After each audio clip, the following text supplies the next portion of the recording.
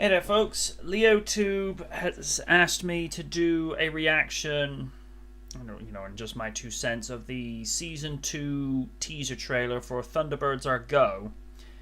They give us a lot of information in the short amount of time.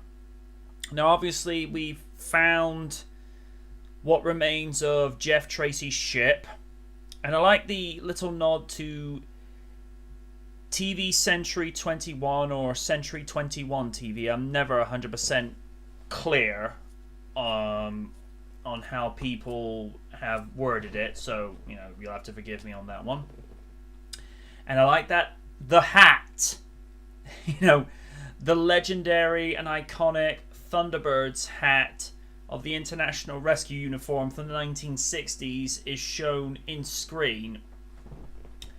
As to whom was holding it, I'd like to think it was Gordon, mainly because we know that that ship is underwater somewhere, and Gordon, presumably aboard Thunderbird 4, finds the ship and gets across to it.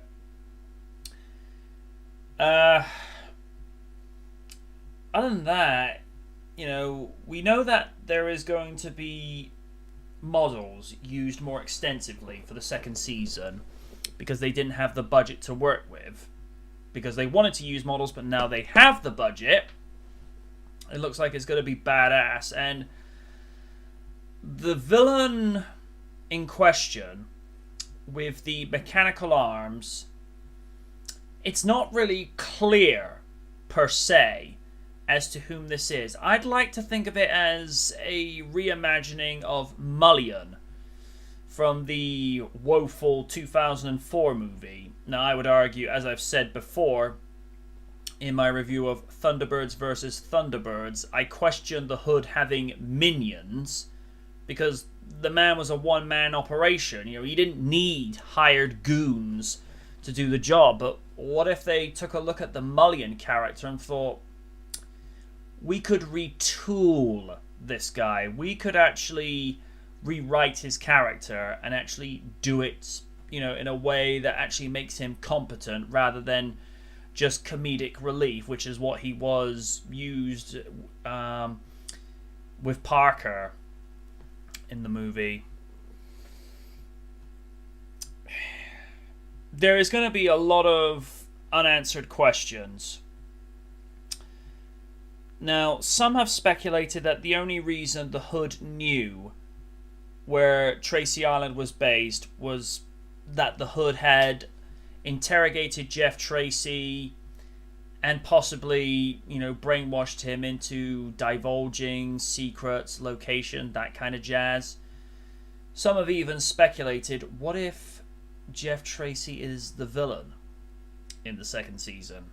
Now, that would make for intriguing writing, and just with the outset of what we were shown with the trailer and the last clip from Season 1's Legacy, the tone is likely to be darker and maybe, when I say a tad more mature, I don't mean in the same context that Thunderbirds Are Go is going to be gritty and edgy like Buffy the Vampire Slayer or Angel. No. Nothing like that. There's going to be a more of a sense of escalation because the Hood has been taken out, so one would presume things are only going to get bigger and possibly more volatile and dangerous and putting the boys in even more risk than what they were before. But the whole purpose of the first season was to show what they could do without their father. Rather than, Scott put the question best, we only need to ask ourselves one question. What would Dad do?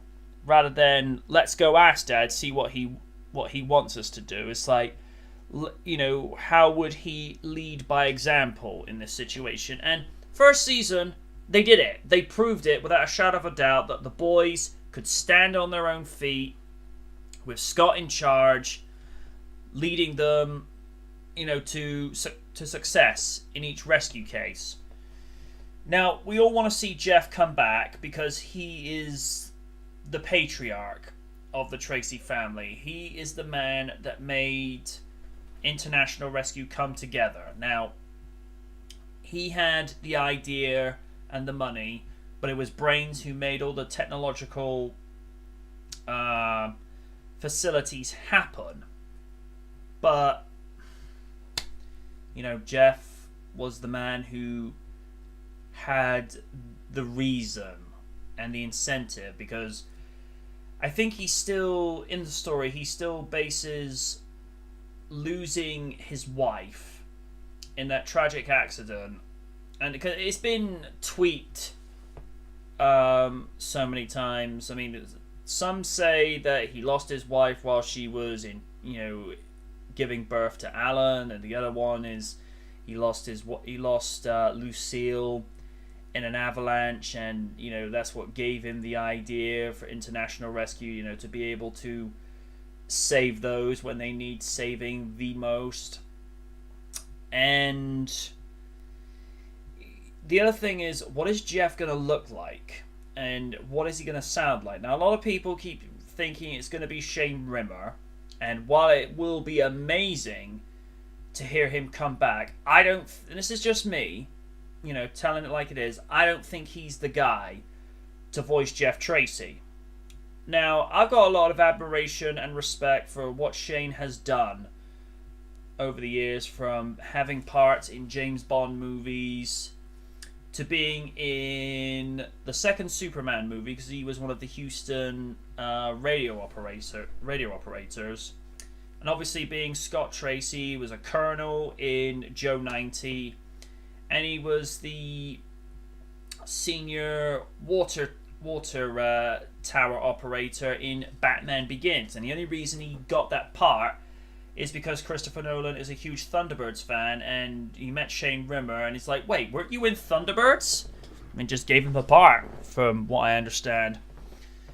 In all honesty, I think they need to have someone that sounds similar to Peter Dinkley, but not too similar, because Peter's portrayal of Jeff Tracy is iconic.